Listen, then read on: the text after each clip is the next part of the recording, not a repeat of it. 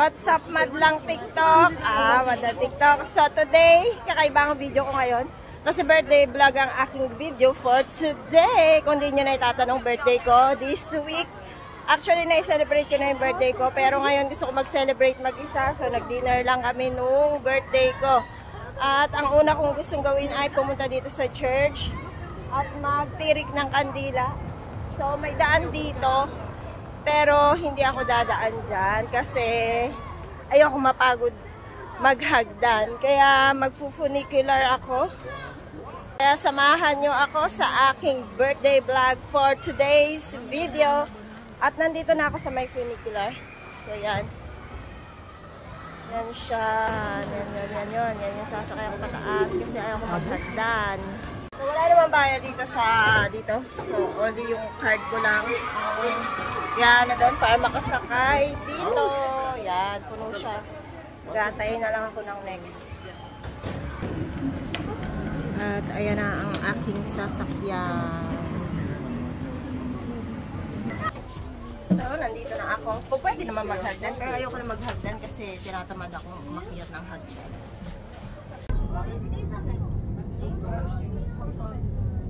So, mabilis lang naman yung biyahe. Mabilis lang yung pataas nito. 2 minutes lang yata. At marami kayong makikita ng love locket dyan. Pero wala ko nilagay dyan. Sa kanila yan. At ayan na yung church. Yung pinakita ko kanina. Nandito na ako sa kalagitnaan. So, pwede din kayo ditong magtingin-tingin ng ganito. Oh. May bayad siya na 1 euro. Ay, sa mga fans ni Jisoo, dito siya nagtingin-tingin ng ganyan. Tapos, yan ang makikita nyo. Ang Paris. Doon sa vlog ni Jisoo, nagpunta din siya dito eh. Tapos, na ganun siya. Yung nakita sila ni Rose dito sa may Montmartre. Ayan ang church. So, panik muna tayo at hahanapin ko kung saan nagtitirik ng kandila at makapagtirik ng kandila. Hindi pa rin ako nakaligtas sa hagdan. May hagdan pa din dito. Oh. Ay siya! So, maraming mga tumatambay dito. May naghahalikan pa nga. Ganda yung sunset dito. Kitang-kita yung Paris. Pagka mga ibang lahi, ang hilig nilang magpainit sa araw. Diyos ko, samantalang ako, takot na takot ako sa araw. Ayokong umitim.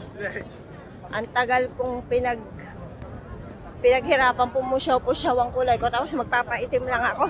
Eh, di wow! Ayan yung church. At pipila ako. May pilahan.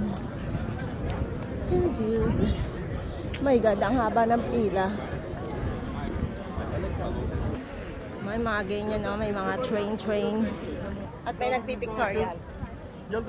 Sana all. Oh. Sana all. So pila pa rin. Tourist spot kasi to. Tourist spot din itong church na to, kaya maraming nagpupunta, maraming tao. Kung mapapasana all na lang talaga kayo. Oh, ha? So, habang nag-aantay ako ng pila ko, wala akong ginawa kundi magtingin sa pictorial, naghahalikan. Inggit? Oh, let's go. Nasa loob ng church. So, ito yung makikita niyo sa loob ng church.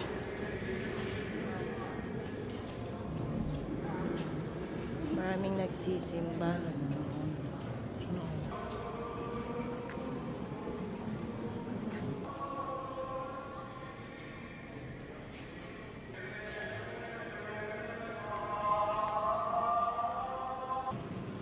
So, ayan pa yung makikita niyo dito sa loob ng church. Hinaan ko lang yung boses ko, nakakaya kasing sumigaw. So, itutour ko na rin kayo dito sa loob ng church. At ito yung kandila. So, magtitirik muna ako ng kandila dito. At magpe-pray. Ito na yung kandila. At ititirik ko na lang siya dito.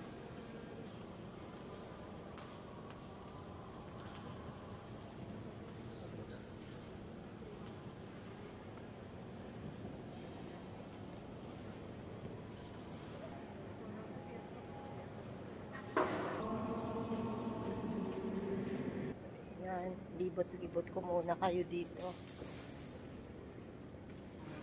Miniature ng Sacré-Cœur. Yan ang miniature niya.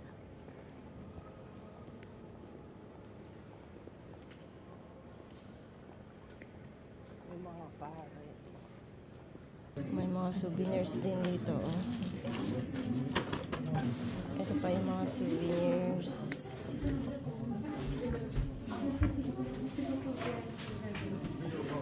Labas na ako. Nagtirik lang talaga ako ng kandila. Doon na problema pa ako kasi may bayad yung kandila ng 2 euro.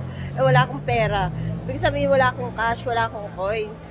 So hindi ko alam kung anong gagawin ko. Buti may card doon. Tapos muntik ang kulang hindi bayaran kasi hindi din gumagana yung card. Ang ginawa ko na lang, pumunta ako dun sa ibang pwesto na nag-accept ng card. Tapos nagbayad ako, baka makita ni Lord.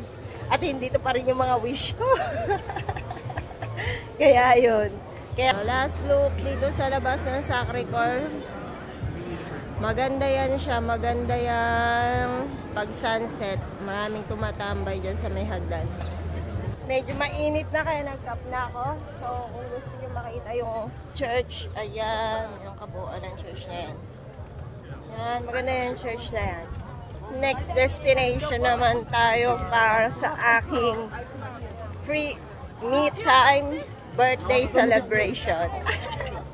Hindi, yung kasama ko kasi may trabaho, kaya ako lang mag-isa. May work kasi siya. Kaya yon, solo flight tayo for today's video. Dito sa labas, maraming mga souvenir din dito sa may daanan. Yan. Tabi-tabi ang mga souvenir shop dito sa lugar na to. So, next stop tayo. Gutom na ako. Kakain naman ako. Kaya tara-tara at pumunta ng restaurant para kumain. Madalang mangyari sa buhay ko yan kasi hindi ako pala kain ng restaurant. Pero ngayon, parang feeling ko gusto kong kumain sa restaurant. At abangan nyo kung anong klaseng pagkain ang kakainin ko. Gusto ko lang siyang itry.